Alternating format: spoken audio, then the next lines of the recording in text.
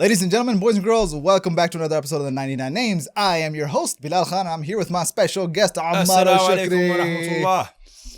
As-salam. So, what are we doing today? So we are doing the name of Allah, Al-Muhsin. Al-Muhsin. First of all, does that have anything to do with excellence and ihsan? Yes. And the whole thing with Islam and ihsan? Literally, Muhsin means the doer of ihsan. The doer of ihsan, okay?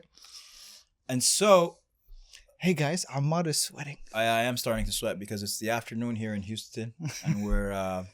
If you want, you could use one of my t-shirts as a towel. I'm fine. I'm all right. I'm going to use one t-shirt as a towel. I don't mind. Actually, I'm going to use a towel as a towel. I don't mind a little bit of sweat. But what I was saying was that if you get to, we're now kind of approaching the end of this playlist, and so some of these names are going to be, I guess.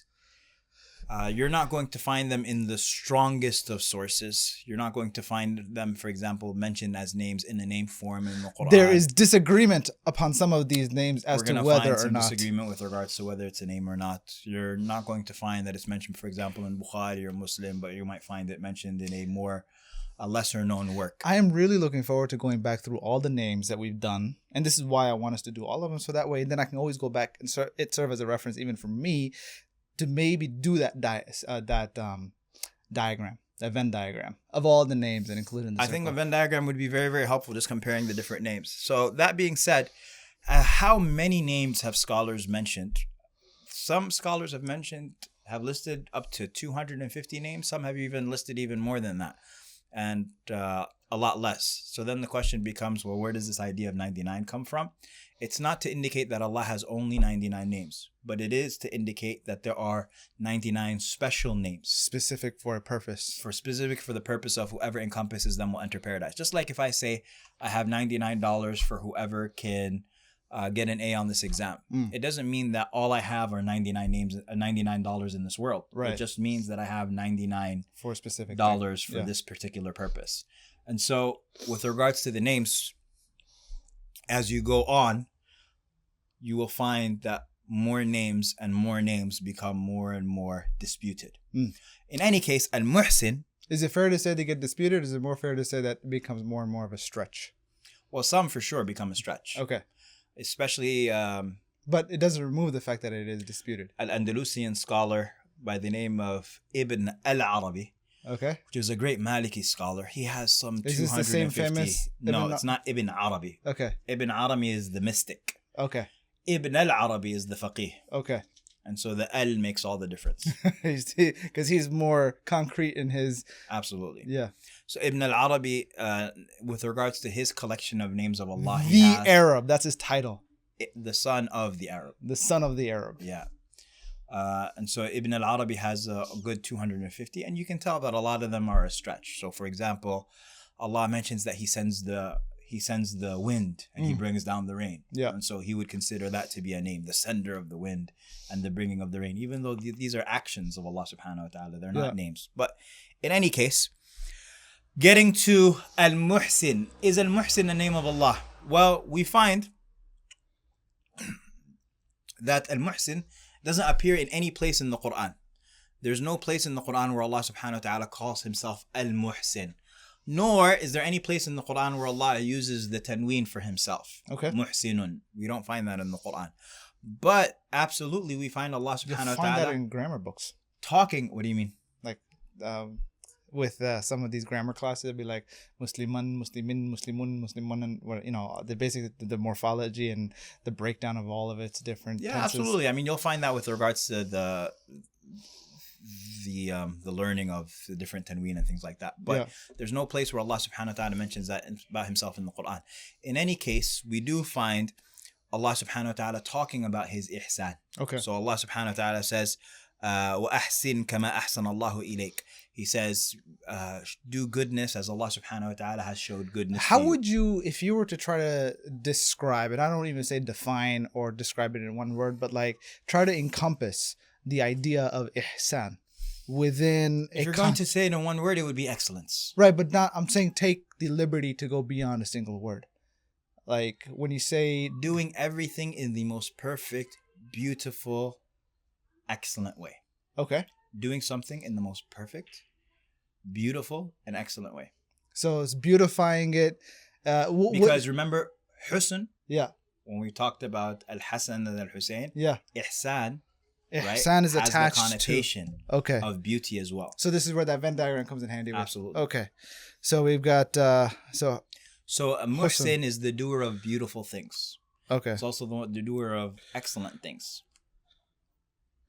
Beautiful and excellent things in the same manner, right? Being done in a beautiful and excellent way. Yes, and it also has the concept of consistency. Okay. That's also another like consistency and excellence. Okay, so it implies that. So it's not like excellent once. Because excellence indicates consistency, right? So if we apply this just as a practical note here, right?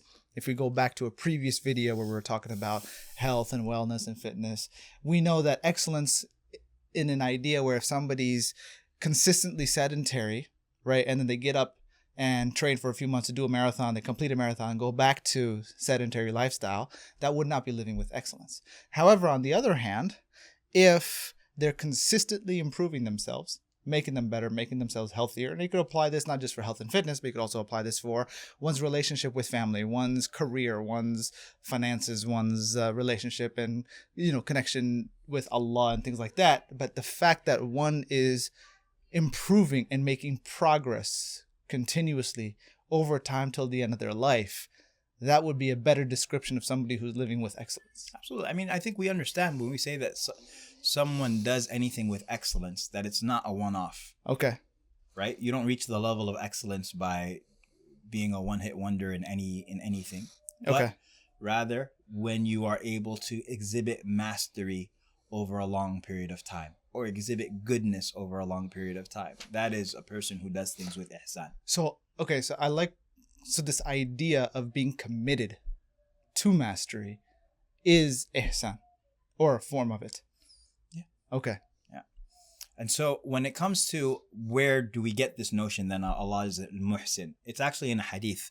The Prophet ﷺ, there's a very, very famous hadith. The Prophet ﷺ, he says, Inna Allah kataba al-ihsan ala kulli shay. Allah has prescribed ihsan, excellence, over everything. And then the Prophet ﷺ gives the most distant example from where you would expect excellence to lie. Okay. He says, so if you kill, then kill excellently. And if you slaughter, then slaughter excellently.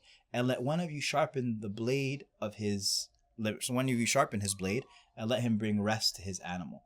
I.e., even if you're going to slaughter a sheep or something like that, still do that in the most beautiful and most humane and most perfect fashion. Okay. And how do you do that? He gives the example of make sure at least your blade is sharp. Yeah. Right? That you don't bring any more pain to this animal than is absolutely necessary.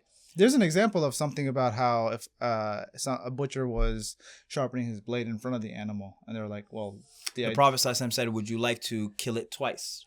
Okay. Right? Would you like to kill it twice? Meaning you're going to bring death to it twice by scaring it like that. Yeah. Or another person who slaughtered an animal in front of another animal. Right? Yeah. So it's watching its... You know what's fascinating about this is I forgot the name of the author, but she herself was autistic. And it was through her autism that she was able to put herself in a position of an animal that would go through a slaughterhouse. And one of the things that she found is that a lot of these animals, when they're being slaughtered in a emotional situation of stress. And thus the meat was reflective of it. And so being autistic, one of the things that she really enjoyed was being held. And so she, in fact, devised a contraption that gave the animal the feeling of being held before slaughter. And in fact, it caused the animal to be extremely relaxed and feel safe before it was, killed. And what's interesting is because, a lot of people found that to be wow, this is amazing. But this concept of making the animal, what you're describing is basically not humane is not even the right word, but divine. Not putting any unnecessary stress on the animal. Yeah. Right? Recognizing that this, subhanAllah, the Prophet _, that's a different tangent, but the Prophet ﷺ would even be sensitive, for example, to a bird being frightened. the Prophet sallallahu. How would a bird be? Like you talk about like a chicken for dinner? So some companions, they were traveling with an army or something like that, and then some of the companions had taken the children of a sparrow. Okay. And so the Prophet ﷺ saw this sparrow like bouncing around scared, it's looking for its children and things like that. And so the Prophet ﷺ then commented and he said, "Who has frightened this sparrow regarding her children?" Was it like kids? Yeah, her baby. Right, no, but like... I don't know. I don't know if the companions were elder or not or what have you, what their ages were. I would imagine that they were adults because they were with the army. But in any case, the Prophet ﷺ is even sensitive to the plight of that bird. Yeah, the plight of a bird. And the Prophet ﷺ even said, for example, that he says that you don't slaughter a bird or anything that is greater than that, except that you will be asked about it. Right? If he said you don't slaughter a bird or anything larger than that without right, except that you will be asked about it in front of Allah. And so the Sahaba said, well, what is its right? Yeah. O Messenger of Allah. He said that you eat it. Okay. And that you don't just take its head and throw it to the side. Right? Yeah. So the Prophet ﷺ is teaching us, I mean, these lives they have a sanctity to them. Even that of a bird. Yeah. Right? You have to remember who are the people that he's addressing. So don't be even wasteful with the slaughter. Don't even be wasteful with the slaughter. And you would think that, okay, these are kind of discourses that we've moved past with regards to, animal rights and things like that. But people still hunt for sport. Yeah. Right? I mean, that's a huge thing. That's not, sport, right? Yeah. That's the thing even now. I mean, it's still looked down upon. But the fact that you hunt to kill, not to eat. Not to eat. And that was a big thing because bison in this nation used to be... plentiful. Yeah. Abundant. To the point where they almost hunted them to extinction. And only recently have they said that they're finally making a comeback after how many hundreds of years? Yeah. And, but still... they weren't being hunted to eat? Right, no. It was all about, we got to get this American bison. And they would literally kill it for its skin. But just, like, there was some account. I remember in one of our history classes, they talked about how they literally had piles of the bison meat just rotting away because of in how much mass they hunted it, just for like either the skin or the skull or whatever, because it was like a trophy. Yeah, I understand. So the Prophet ﷺ, just to come back to that hadith, in another narration, which is reported by Abd al-Razzaq in his Musannaf, as well as another variation which exists reported by Tabarani, he says Allah is Muhsin. So he mentions that. He says Allah is Muhsin. And then he continues the hadith, or the hadith continuation is similar. He says, إِذَا حَكَمْتُمْ فَعْدِلُوا. He says, if you judge, then be just. وَإِذَا قَتَلْتُمْ فَأَحْسِنُوا. And if you kill, then do it with ihsan. فَإِنَّ اللَّهَ مُحْسِنٌ يُحِبُّ الْمُحْسِنِينَ. Because Allah is Muhsin and He loves the people of ihsan. Okay, so immediately we now know how to interact with this name. And that is to do things with excellence. Now, if I, off the top of my head, or off the top of your head, if I asked you and I said, which 3 countries in the world do you think of when you think of doing things with excellence? Well, number 1 country comes to mind is Germany for cars. Great. Japan for technology. Great. And American for economics. Great. Now 4 and 5, round it out. 4 and 5? Shoot. I would say China for, just cheap goods. And... cheap quality goods? Not necessarily cheap quality, but because they're so good at factory, like it makes sense to go to China because they're so efficient. Great. Number 5? I don't know. Any Saudi Arabia for oil. Okay. Usually people would say something like Italy for clothes. That's arguable. I would say India. But my point that I was making is that if you had come up across the top 10, if you had time to come up with the top 10, I would imagine that 1 or 2 Muslim countries would make that list. Sure. But not more than that. You don't generally think of Muslim countries when you think of ihsan. Okay, well, one of the top things in terms of ihsan from back in the day that still is applied today, but they don't give them credit as much, is Cordovan leather. Okay, that's Spain.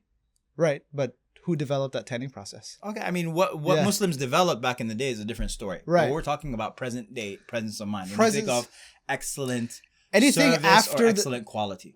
When it comes to coming from Muslim populous nations, anything after, you got a lot of engineers, But they're coming to the West. They're excellent when they're in the West, and they're in the West because what has the West mastered? They've mastered systems. Yeah. Right. And so you plug people into the systems and the systems go. Yeah. So especially in America. But in any case, with regards to ihsan, a couple of things that we learned. Number one is obviously you need to show ihsan to Allah subhanahu wa ta'ala. How do you show ihsan to Allah? You show ihsan to Allah by, and this entire religion is ihsan to two things. Okay. It is ihsan to Allah and ihsan to His creation. Sure. It is either excellence to Allah or showing excellence to His creation. Excellence to Allah is in worshiping Him, that you worship Him alone, that you worship Him as beautifully and perfectly as you can. Excellence to His creation is what we talk about when we talk about character, when we talked about virtues, when we talk about dealings with people. And so all of these virtues that we study, whether it's truthfulness, whether it's patience, whether it's mercy, all of that falls under the category of excellence. Something beautiful about excellence, and you would appreciate this as someone who loves Surah Yusuf very much, is that ihsan has nothing to do with your position in life. Okay. And so in two different scenarios in the story of Yusuf, we find the commentary, Inna naraka, we see you to be from al-Muhsinin. Okay. From the people of ihsan. This is when he's in prison. Number one is when he's in prison, and number two is when he is the trustee over Egypt. Okay. The first time in prison, two prisoners come up to him and they say, we've got a dream. Can you interpret it to us? Why? Because we see you to be of the people of ihsan. Okay. So even though Yusuf is in prison, even though he's just some random prisoner, some random number, his character still he's the best prisoner. Shines. Yeah. His character still shines. And then later on, when Yeah. he's the trustee of Egypt, his brothers come to him and they're asking for assistance, and they don't recognize who he is, but they say to him, we see you to be of the people of ihsan. You know, it's interesting. Literally the same phrase is used twice. I wonder if the pairing of these phrases is almost an equidistance in the story between when they're mentioned. You should check that out. I will look at that. And the other thing that comes to place is the contrast in which he's being told that he's a person of excellence in the most worst of his situation, and he's being told he's the best of people of excellence in the highest of social situations. That's the idea. That's the contrast there, and it indicates. I gotta add that to my set of reflections. It indicates that Yusuf alayhi salam's, the outside doesn't affect your inside. Yeah. And that's what ihsan is. That you're gonna go through different stages in your life. But are you going to be a person of excellence? The manifestation of your internal ethics always showcase in spite of your external circumstances. A lot of people, when things are going good, they're great. Yeah. When things are going bad, when they break down. They reflect that. Yeah. Or they change due to that. Or some people use even vice versa, right? Some people might be the best people when they're poor. Yeah. But as soon as, everything picks up, they just become terrible. Absolutely. And it's interesting because what does that say about the person in terms of who they were? Really? It says a lot about that person. So, in short, when we talk about ihsan, the Prophet ﷺ was asked, what is ihsan? He said, it is to worship Allah as if you see Him. Yeah. And if you don't see Him, to know that He sees you. And so what motivates that ihsan, or what powers that person's ihsan, is to know that in all circumstances, Allah subhanahu wa ta'ala is the one who sees them. And an even higher level is to worship Allah as if they see Him. And as you can see in the example of Yusuf, he can worship Allah just as beautifully in a prison cell as he can worship Allah by being the Minister of Finance and Agriculture. The Minister of Finance and Agriculture. Fun fact for everybody listening. If you ever read Surah Yusuf, I hope you do. Sometimes people interpret his position as a Minister of Finance. Others will say Minister of Agriculture. Technically, yes, literally he was the Minister of Agriculture, but the finance and the wealth of nations at the time was in agriculture. So to say that he was a Minister of Finance is contextually accurate because that's what it determined. The last thing I want to share about al-ihsan is that ihsan is not just to meet people in kind. Yeah. But ihsan is to go above and beyond. How do you mean? Oh, so like if somebody treated you well, that you treat them equally, but no, you want to be the person. Better. You want to be the person. If somebody treats you bad, that you treat them better. And so there's an incident that's very famous that's mentioned, and sometimes it's attributed to Harun al-Rashid, and others times it's attributed to other people. But in any case, this man of power, this Khalifa, say it is Harun al-Rashid, he had a servant that was bringing him hot water for a bath.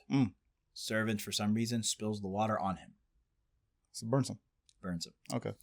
So the servant immediately, he says, وَالْكَاظِمِينَ الْغَيْظِ. He quotes an ayah in Surah Al Imran. Al-Kadhimin al-Ghayz, literally the person who swallows their anger. It's bubbling up to the surface and you swallow it back down. So Harun al-Rashid says to him, كَظَمْتُ غَيْظِي, I've swallowed my anger. وَالْعَافِينَ عَنِ النَّاسِ. The verse continues, and those who forgive and pardon people. He says, I've pardoned you. And then he says, وَاللَّهُ يُحِبُّ الْمُحْسِنِينَ. And Allah loves the people of ihsan. He says, you are free for the sake of Allah. Oh, he was a slave. He was a slave. Oh, wow. So who knew that making a mistake would grant him his freedom? Yeah. But it was only because, mashallah, he quoted that verse in the right time. And at the same time, Harun al-Rashid responded in kind. Yeah. So responding with that which is better. Because Allah subhanahu wa ta'ala loves the people of ihsan. So as far as from this session, what we take away, if you do something excellently. There's a story of some one of the companions, right? I think where one of his I don't know which companion it was, but his slave brought him, he told him to bring in one of the animals, and he broke the leg of one of the animals. And he did it so that he could, anger the companion. And I forgot which companion it was, but the companion basically understood, and he said, you did this to anger me, and I will now anger the one who caused you to anger me. You're free to go. Like, he freed him. He understood that it was Shaitan's influence. And but do you know what story I'm talking about? I don't know that story. Okay. I don't know that story. I'm just thinking breaking the leg of an animal just... Yeah, I mean... Well, I understand. But, no, I don't know that. But that wouldn't be... it wouldn't be too far-fetched. No, it's not that it wouldn't be too far-fetched. It wouldn't be right to break the leg of an animal just... Well, yeah, I mean, obviously the person is not... He wants to piss off his master. Yeah. And so... In any case... one thing that does come to mind with regards to ihsan, what we said is when you do something, there's something that a scholar said that's very, very profound. He says, there is no person who knows how to do something perfectly and then does it like basically half-stepping it or half or whatever, except that they have rejected the favor of Allah upon them. So the knowledge that he has given them. Okay, I see what you're saying. So somebody has a gift. You have the gift and you've been given the knowledge that, for example, somebody else doesn't have to be able to do something perfectly. And then you don't do it and you don't take advantage of the opportunity that was given to you. Yeah. It's like you've rejected that favor. And that's a scary thought. But it's also, that is also very empowering for individuals who tend to be talented in a particular field. And perhaps they're being pushed to go in another field that they don't have. And I think the appropriate argument to that is like, look, you've been granted this gift, whether it be strong numerically or strong artistically or what have you, but they're being pushed in a different direction in which they know they're not going to excel at. They might get by, but they know they're not going to excel at it. And just this idea that for them to be able to push back with that reality, like, look, I've been giving this gift, for me to say no and not apply it and potentially benefit and give value. At one point, Imam al-Nawawi started studying medicine. Okay. I had no idea. Imam al-Nawawi started studying medicine. And so he simply said, فَأَظْلَمَ قَلْبِي. My heart darkened. Okay. So I left it. Interesting. Like, he's so intuitive and so, like, aware of himself that he's like, by studying medicine, the niche that was in my heart, all of that light, like I started noticing it wavering. So he knew that medicine was not his way. Not to throw shade at anybody studying medicine. No. Imam Shafi'i said the most knowledgeable science after fiqh is medicine. Medicine was something that was incredibly respected. Yeah. Hence, you have him even entertaining it. Yeah. But he just... For him, it wasn't... That wasn't his way. Okay.